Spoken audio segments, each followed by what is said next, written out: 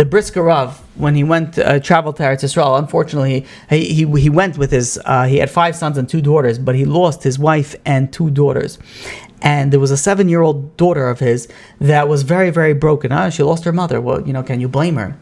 And she had one piece of jewelry that she held so tight, and that's a necklace that her mother used to wear. This is a girl that been through so much, through the war, World War II. You're talking about the horrors of the horrors.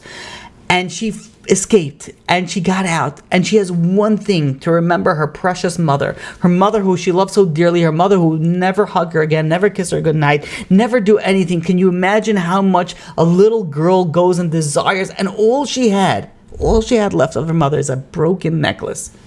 And she kept it by her. It's her most the most prized possession. And they traveled to Eretz Yisrael. They escaped. They traveled to Eretz Yisrael, and they landed on Shabbos. They landed a few minutes after Shkia in Friday night in Eretz Yisrael. Now you can't carry. You can't take it over the boat. There's a whole bunch of halachas. So the Brisker Rav told his family, you wear whatever you can, whatever we can't carry. We have to leave it. We have to leave it up here, and it's the boat leaves and it's lost. And this 7-year-old girl is like, but I need mommy's necklace. This is this connects me to mommy. This is all that I have. How do you explain to a 7-year-old girl no, you have to leave this behind? This is this is her mother in a sense. She can't do that. Nothing, no words will be able to ever go and say no. You throw away. And the Brisker Rav, the way that he was able to do it, he went down, he hugged her, he spoke to her very carefully and lovingly, and he says, we love the necklace, and he gave her a whole thing, and he explained to her, then yes, the necklace is from mommy, and it's great. He says, but and then he was able to pivot it in a way. He says, the necklace we love, but we love Shabbos more.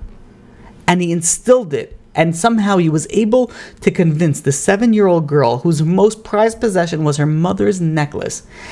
He said, this necklace is great and it's so important, but Shabbos is so much more important. And this little girl, 7-year-old girl, she left the necklace behind and she never saw it again. She later became a Rebbetzin, and she said over the story. And she said, this Shabbos, the connection that I have to Shabbos is completely different. I connect to Shabbos very differently. My father taught me, Shabbos there's nothing greater than Shabbos. And it warmed her entire heart for Shabbos. We have the ability to do mitzvos in different variations, different intensity, different levels.